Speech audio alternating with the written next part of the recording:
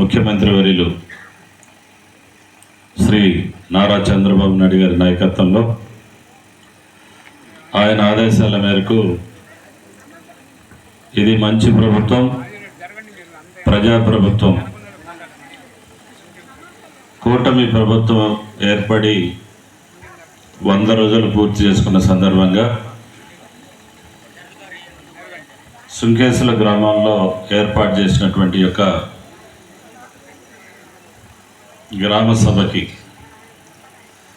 ముఖ్య అతిథులుగా చేసినటువంటి వేదిక మీద ఉన్నటువంటి ఈ గ్రామ సర్పంచ్ గారు, ఎంపీటీసీ గారు, అదేవిధంగా బీజేపీ నియోజకవర్గ ఇన్ఛార్జి గారు, వేదిక మీద ఉన్నటువంటి ఎంఆర్ఓ గారు, ఎంపీడీఓ గారు, ఈ గ్రామ పెద్ద మాజీ ఎంపీపీ చంద్రగుంట నాగేశ్వరరావు గారు, అదేవిధంగా తెలుగుదేశం పార్టీ సీనియర్ నాయకులు గొట్టం శ్రీనివాసరెడ్డి గారు, అదేవిధంగా బీజేపీ మండల అధ్యక్షులు, జనసేన మండల పార్టీ అధ్యక్షులు, వేదిక మీద ఉన్నటువంటి ఇక్కడ మాజీ జడ్పీటీసీలు, మాజీ సర్పంచులు అందరికీ, గ్రామ ప్రజలందరూ కూడా నా హృదయపూర్వక నమస్కారాలు తెలియజేస్తా ఉన్నాను. చాలా సంతోషం. ఆంధ్రప్రదేశ్లో కూటమి ప్రభుత్వం ఏర్పడి 100 రోజులైంది. ఈ 100 రోజులు పూర్తయిన సందర్భంగా గ్రామంలో గ్రామ ప్రజలు, ప్రజాప్రతినిధులు, ప్రభుత్వ అధికారులు, ఉద్యోగులు అందరం ఒక వేదిక దగ్గర కూర్చొని ఈ 100 రోజుల్లో తెలుగుదేశం పార్టీ కూటమి ప్రభుత్వం అధికారంలోకి వచ్చినాక ఏవైతే ప్రజలకి కార్యక్రమాలు చేశాం, భవిష్యత్తులో ఏం చేయబోతున్నామనే యొక్క విషయాలపై మనమందరం కూడా చర్చించుకొని, మా తల్లి ఏమ్మా తల్లి కొంచెంసేపు అర్జీలు ఇప్పుడే కాదు, మీరు అరవబాకండి. ప్రసాద్ వాళ్ళని కంట్రోల్ చేయండి, అరవబాకండి, వినాలి. ప్రజలు ఎప్పుడెప్పుడు ఏమి ఇస్తారో తీసుకొని పోదామని ఆలోచనలోనే ఉంటారు. మేమందరం కూడా మీకోసం వచ్చాం. ఈ 100 రోజుల్లో మనం ప్రభుత్వం తరఫున ఏమి కార్యక్రమాలు మనం తీసుకున్నాం, అవి ప్రజలకు చేరిందా లేదా అని మనమందరం కూడా కూర్చొని ఈ గ్రామంలోనే భవిష్యత్తులో ఏమి అభివృద్ధి కార్యక్రమాలు చేయాలి, ఈ గ్రామంలో ఉన్నటువంటి సమస్యల్ని మనం తెలుసుకొని మళ్ళీ 100 రోజుల తర్వాత మన గ్రామానికి ప్రభుత్వ అధికారులు, అదేవిధంగా ప్రజాప్రతినిధులు మనందరూ కూడా మీ సమక్షంలో ఈ 100 రోజులు మనం చేయగలిగాం, ఇవి మనం చేస్తామని చెప్పుకొని ఒక ఫ్రెండ్లీ వాతావరణం, ప్రభుత్వ అధికారులకి ప్రజాప్రతినిధులు ఇద్దరు కలిసి నిర్ణయాలు తీసుకోవటమే ఈ యొక్క గ్రామసభ ప్రధాన ఉద్దేశం. ముఖ్యంగా చంద్రబాబు నాయుడు గారు ప్రతిపక్షంలో ఉన్నప్పుడు, లోకేష్ బాబు గారు ప్రతిపక్షంలో ఉన్నప్పుడు, గ్రామాలు తిరుగుతున్నప్పుడు కొన్ని సమస్యలు ఎదురయ్యాయి. ప్రజల దగ్గర నుంచి కొన్ని విన్నపాలు వచ్చాయి. వారికి ఒక్కొక్కరికి ఒక మాట ఇస్తూ, రేపు ముఖ్యమంత్రి అయినాక మీరు ఇచ్చినటువంటి సమస్యల మీద పరిష్కార మార్గాన్ని మేము చూపుతామని చెప్పేసి ఆ రోజు మనం ప్రజలకు మాట ఇచ్చాం. ఉదాహరణకి మన బిడ్డలందరూ కూడా ఎంటెక్లు, బీటెక్లు, బిఏలు, బిఎస్సీలు, కంప్యూటర్ సైన్స్లు, ఎంబీఏలు, ఎంసీఏలు, ఐటీఐ, పాలిటెక్నిక్ అన్నీ చదువుకొని గత 5 సంవత్సరాల కాలంలో ఒక నోటిఫికేషన్ కూడా వేయకుండా మన బిడ్డలందరూ రోడ్ల మీద గాలి తిరుగుతూ ఉన్నటువంటి పరిస్థితుల్లో ఆ రోజు మనం మాట ఇచ్చాం. ప్రభుత్వం ఏర్పడ్డాక సంవత్సరానికి 4 లక్షల ఉద్యోగాలు ఇచ్చి 5 సంవత్సరాల కాలంలో 20 లక్షల ఉద్యోగాలు ఇస్తామని చెప్పేసి మనం ఆ రోజు మాట చెప్పాం. ముఖ్యమంత్రి అయిన వెంటనే మొట్టమొదటి సంతకం పెట్టిందే ఈ రాష్ట్రంలో 16,437 మెగా డిఎస్సి ద్వారా ఉపాధ్యాయ పోస్టుల భర్తీకి నోటిఫికేషన్ జారీ చేసి సంతకాన్ని మొట్టమొదటి పెట్టినటువంటి చరిత్ర తెలుగుదేశం పార్టీది, కూటమి ప్రభుత్వాన్ని అని చెప్పేసి మనం గుర్తు చేసుకోవాలా. ఈ 100 రోజులు జరిగింది. తర్వాత ఎన్నికల ముందు పేద బడుగు బలహీన వర్గాలు ఎవరైతే అర్హులు ఉన్నారో, పెన్షన్లు తీసుకుంటున్నారో వాళ్ళందరికీ కూడా 3,000 రూపాయల నుంచి 1,000 రూపాయలు పెంచి 4,000 ఇస్తాం. వికలాంగులకైతే 3,000 నుంచి ఇంకా అదనంగా 3,000 పెంచి 6,000 రూపాయలు ఇస్తాం. కొంతమందికి పారాలసిస్ పేషెంట్స్ కానీ, డయాలసిస్ పేషెంట్స్ కానీ, పూర్తిగా మంచం పట్టిన ఈ పేషెంట్లందరూ కూడా 10,000, 15,000 రూపాయలు ఇస్తామని చెప్పేసి ప్రతిపక్షంలో ఉన్నప్పుడు మనం మాట ఇచ్చాం. మాట ఇచ్చిన వెంటనే, ముఖ్యమంత్రి అయిన వెంటనే 3 నెలల ముందు 1,000 రూపాయల బకాయిలు 3,000 ప్లస్ 4,000 కలిపి మొట్టమొదటి నెలలోనే 7,000 రూపాయలు పేద బడుగు బలహీన వర్గాలకి పెన్షన్లు పంపిణీ చేసినటువంటి చరిత్ర తెలుగుదేశం పార్టీది. మన నాయకుడు నారా చంద్రబాబు నాయుడు గారు కూటమి ప్రభుత్వంలోనే జరిగిందని చెప్పేసి మనమందరం కూడా తెలుసుకోవాలి. ఇంకా తెలుగుదేశం ప్రభుత్వం అధికారంలో ఉన్నప్పుడు మనం 5 రూపాయలకి అన్నా క్యాంటీన్లు ప్రారంభించాం, భోజన పథకం. అది గత ప్రభుత్వంలో రద్దు చేసినటువంటి పరిస్థితి. ప్రతిపక్షంలో ఉన్నప్పుడు మనం మాట ఇచ్చాం, మన బిడ్డలందరూ కూడా విజయవాడ, గుంటూరు ఇక్కడంతా కూడా చదువుకుంటూ ఉంటారు. వాళ్ళు 5 రూపాయలు ఇచ్చి ఆ క్యాంటీన్లో ఒక మంచి క్వాలిటీ భోజనం తినేవాళ్ళు. వాళ్ళే కాదు, మన ప్రాంతం నుంచి ముఠాపానికి, బేల్దార్పల్లి పోయిన బిడ్డలు కూడా టయానికి అక్కడ వెళ్ళి 5 రూపాయలు ఇస్తే కడుపు నిండా మంచి భోజనం తిని గతంలో ఉండేది. ప్రతిపక్షంలో ఉన్నప్పుడు మాట ఇచ్చాం, మళ్ళీ మనం అన్నా క్యాంటీన్లు తెరుస్తామని చెప్పేసి. ముఖ్యమంత్రి అయిన వెంటనే చంద్రబాబు నాయుడు గారు తిరిగి పేదల యొక్క ఆకలి తీర్చేదానికి అన్నా క్యాంటీన్ని మళ్ళీ ప్రారంభించడం చరిత్ర తెలుగుదేశం పార్టీది, మన నాయకుడు నారా చంద్రబాబు నాయుడు గారిది, కూటమి ప్రభుత్వానిది. నాగేశ్వరరావు అని చెప్పినట్లు సర్పంచులకి ఆర్థిక పరిపుష్టి, గ్రామ పంచాయతీలకి గతంలో సర్పంచులకి డబ్బులు వచ్చినప్పుడు కేంద్ర ప్రభుత్వం నుంచి వాటిని ఇతర అవసరాలకి రాష్ట్ర ప్రభుత్వం వినియోగించింది. సర్పంచులందరినీ కూడా ఉత్సవ విగ్రహాల్లాగా కూర్చోబెట్టారు, గ్రామంలోకి అభివృద్ధి చేయకుండా. కనీసం సర్పంచ్కి నాకు తెలిసి మనోడు ఒక 20-25 లక్షలు ఖర్చు పెట్టి ఉంటాడు. ఎందుకంటే మా వాడు చిన్ని ఒక 20-25 లక్షలు ఖర్చు పెట్టినట్టు నాకు తెలుసు. అంతకంటే ఎక్కువ పెడితే నేను గెలుస్తాడు కాబట్టి ఇతను 30 పెట్టి ఉంటాడు. 35 లక్షలు పెట్టిండంట. 35 లక్షలు ఖర్చు పెట్టి నెలకు వడ్డీ 2 రూపాయలు వేసుకుంటే 70,000,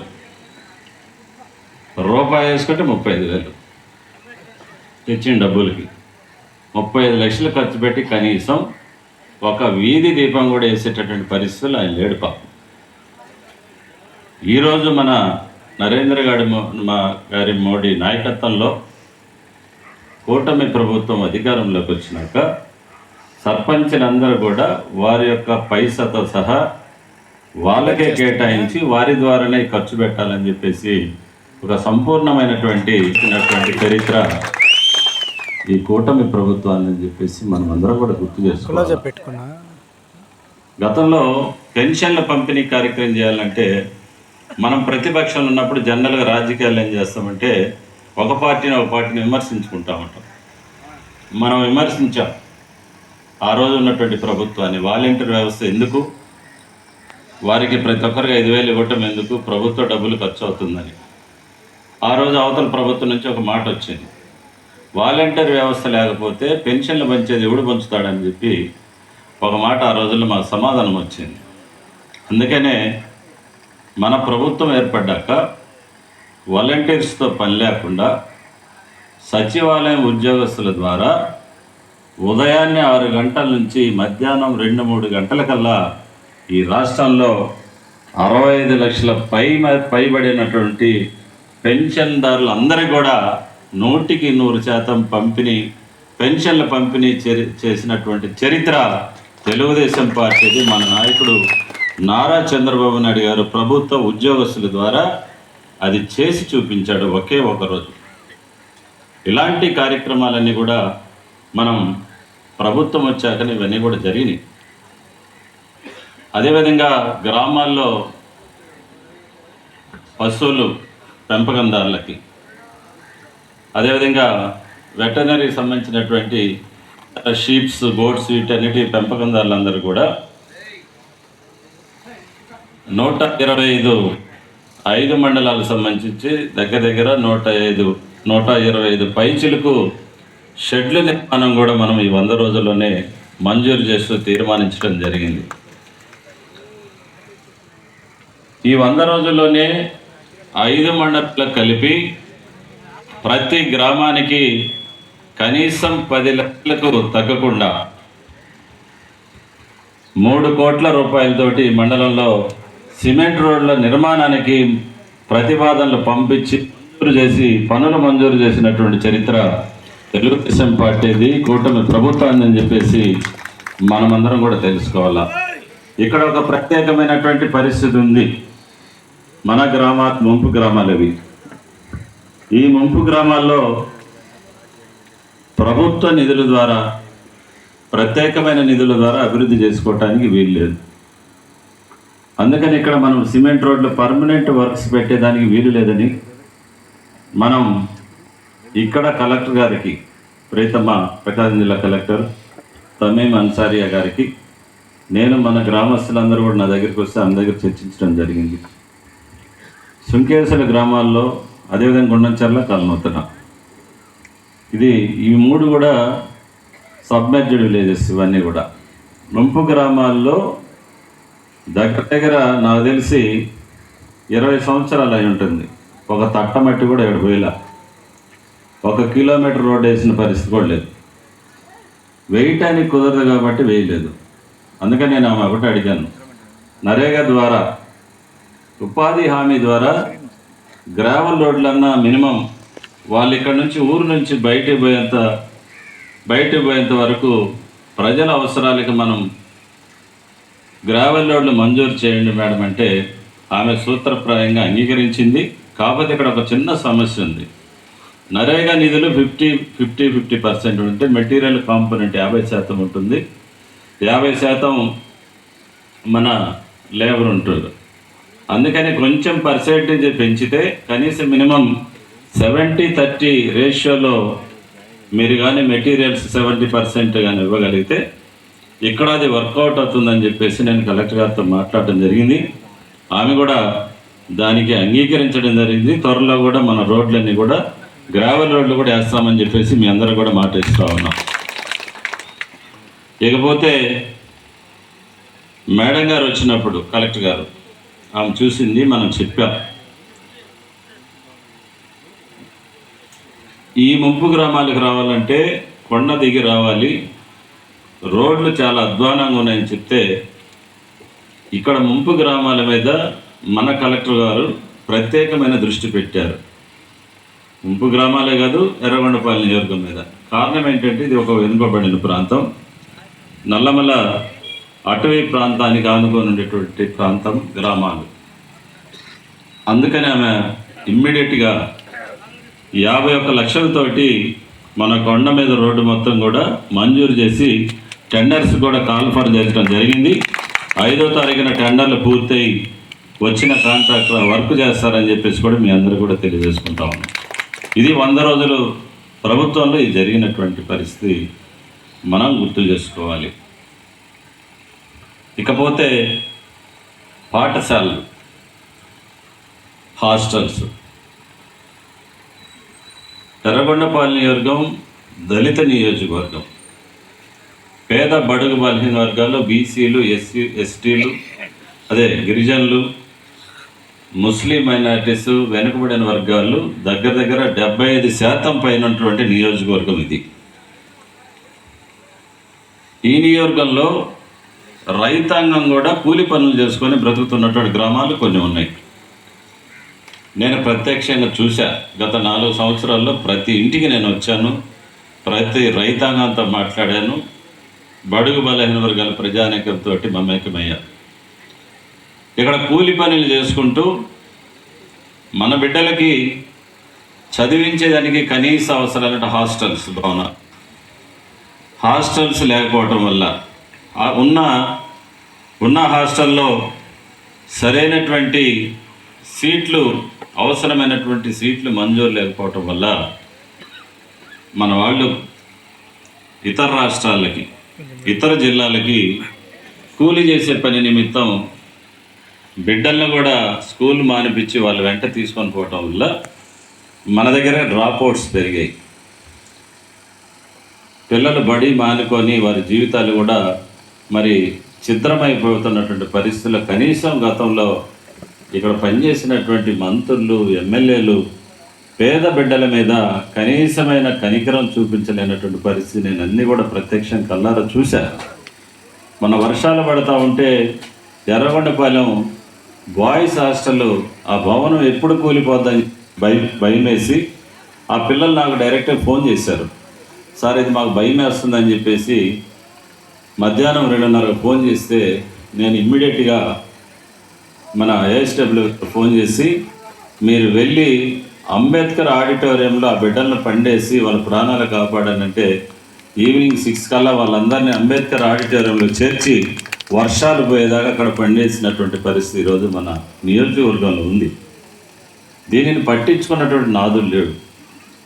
ఏదో దళిత నియోజకవర్గం, ఎవడో కూడా దళితుడే కదా గెలిచేది, మనకెందుకని అందరూ కూడా ఒక ఆలోచనతో దీన్ని వెనకబడేసినటువంటి పరిస్థితి ఈరోజు ఈ నియోజకవర్గంలో ఉంది. అందుకే మన సాంఘిక శాఖ మంత్రులు స్వామి గారు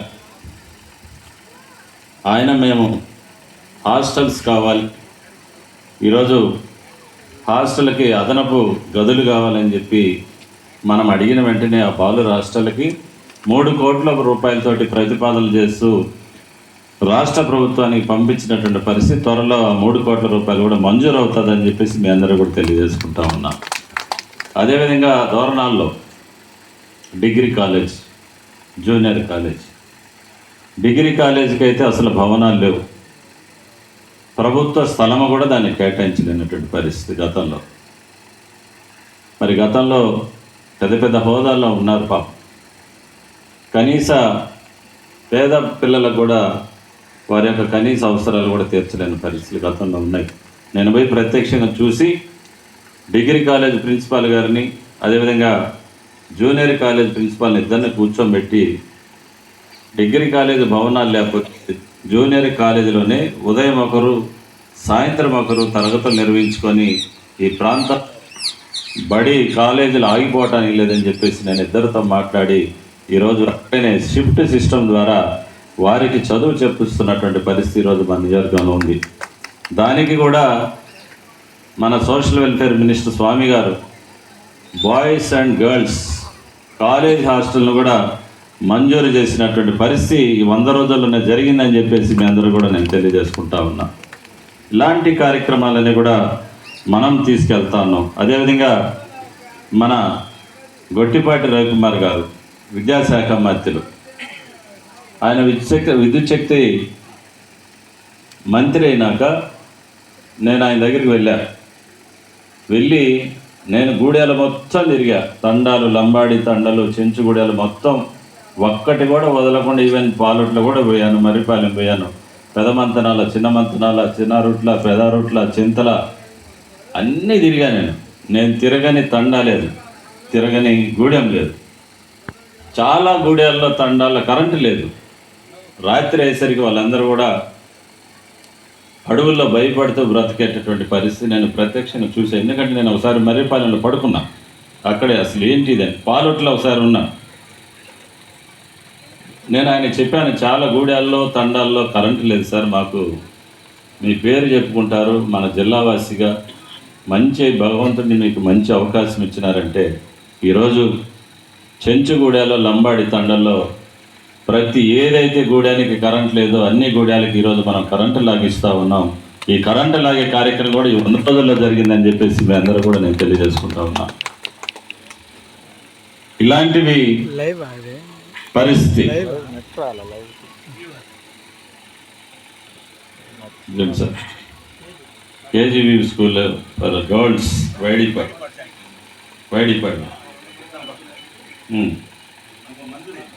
అది వైడిపాడులో కూడా కస్తూర్బా పాఠశాల కూడా మంజూరైందని చెప్పేసి మన ఎంఈఓ గారు మనందరి ముందు వేదిక ముందుకు వచ్చి చెప్పడం జరిగింది. ఇలాంటి కార్యక్రమాలు మనం చాలా చేసుకున్నాం ఈ 100 రోజుల్లోనే. ఇంకా భవిష్యత్తులో ఇందాక పెద్దలు చెప్పారు, ముంపు గ్రామాల్లో R&R ప్యాకేజ్. ఈ R&R ప్యాకేజీ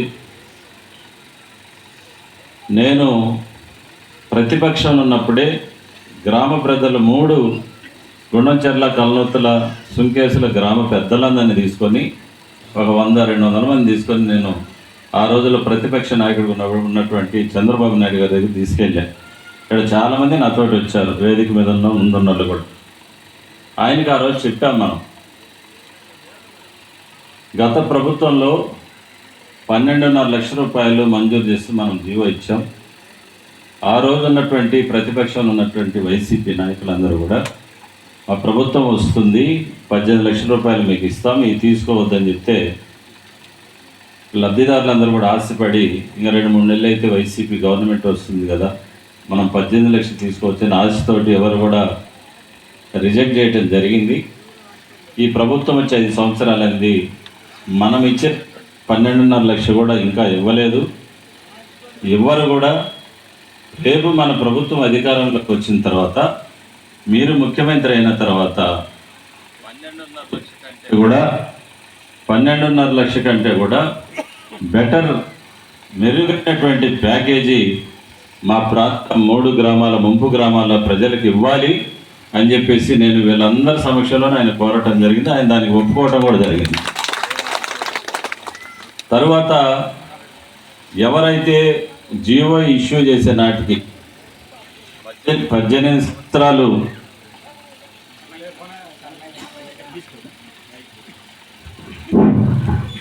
సంవత్సరాలు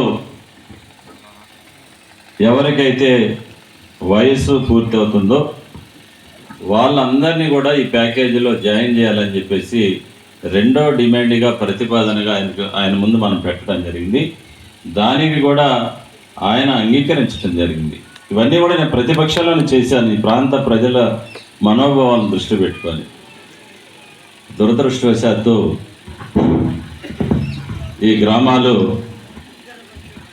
మనకు మద్దతు తెలపల. మొన్న ఎన్నికల్లో అధికారం తెలుగుదేశం పార్టీకి వస్తుందని తెలుసు, చంద్రబాబు నాయుడు గారు ముఖ్యమంత్రిగా వస్తారని తెలుసు. సరే, నా విషయానికి వస్తే నేను ఓడిపోతాను, గెలవదని ఒక అనుమానం ఉన్నా ప్రభుత్వం వస్తుందని ఈ ప్రాంత ప్రజలందరూ కూడా తెలుసు. కానీ మనకు ఒక సుంకేసులు తప్ప గుండంచెర్ల, కల్నొత్తుల్లో మనకు మద్దతు తెలపల ప్రజలు. 5 సంవత్సరాల్లో ₹1 ప్యాకేజీ ఇవ్వకపోయినా, 5 సంవత్సరాల్లో పెండింగ్ ఇష్యూస్ క్లోజ్ చేయకపోయినా ఆ ప్రాంత ప్రజలు మద్దతు తెలపలేదని ఈ గ్రామాల మీద కూడా నేను వివక్ష చూపను. అది కూడా అందరి సమక్షంలో చెప్తా ఉన్నా. ఎందుకంటే ఒక ప్రాంతం అభివృద్ధి కావాలంటే ముందు మనం ఒక ఆలోచన చేయాలి.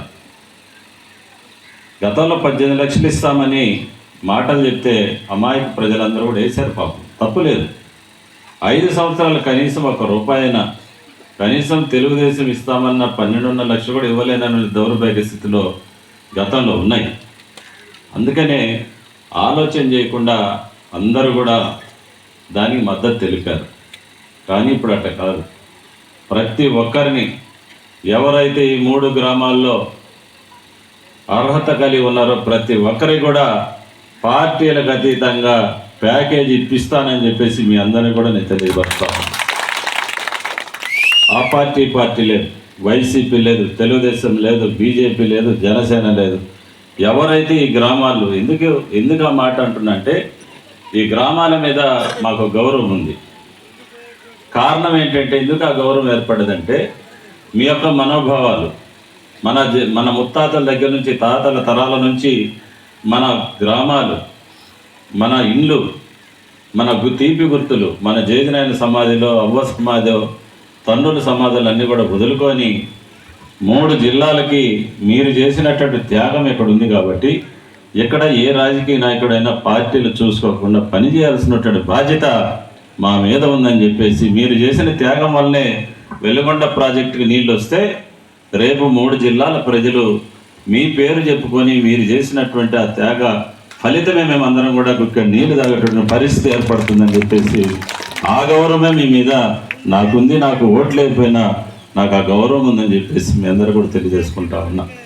డెఫినెట్గా మంచి ప్యాకేజ్ ఇప్పిస్తాం.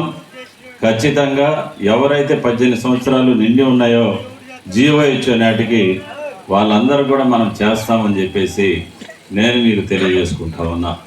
అందుకనే ఈ 100 రోజుల్లో ఈ మంచి కార్యక్రమాలన్నీ కూడా మనం చేసుకున్నాం.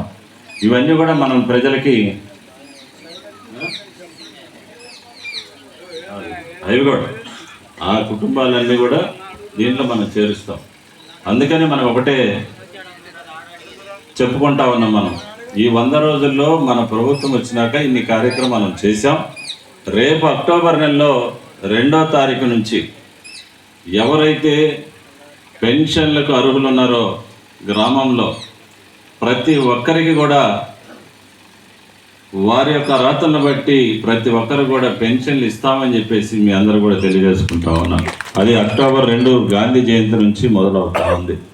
ఇలాంటి కార్యక్రమాలు అదేవిధంగా సూపర్ 6 పథకం ద్వారా మనం అనధికారంలో చెప్పాం. ఎవరైతే ఇంట్లో బిడ్డలు 18 సంవత్సరాల నుంచి 59 సంవత్సరాలు ఉన్నటువంటి మహిళలందరూ కూడా ప్రతి నెల 1500 రూపాయలు వారికి మనం ఆర్థిక సహాయం చేస్తామని చెప్పేసి కూడా మొదలవుతూ ఉంది. అదేవిధంగా సంవత్సరానికి 3 గ్యాస్ సిలిండర్ మనం ఇస్తామని చెప్పాం. అది కూడా దసరాకు మొదలు కాబోతూ ఉంది. ఆడబిడ్డలకి ఆర్టీసీ బస్సులో ఉచిత బస్సు ప్రయాణాలు చెప్పాం. అది కూడా మనం ఇంప్లిమెంట్ చేయబోతూ ఉన్నాం.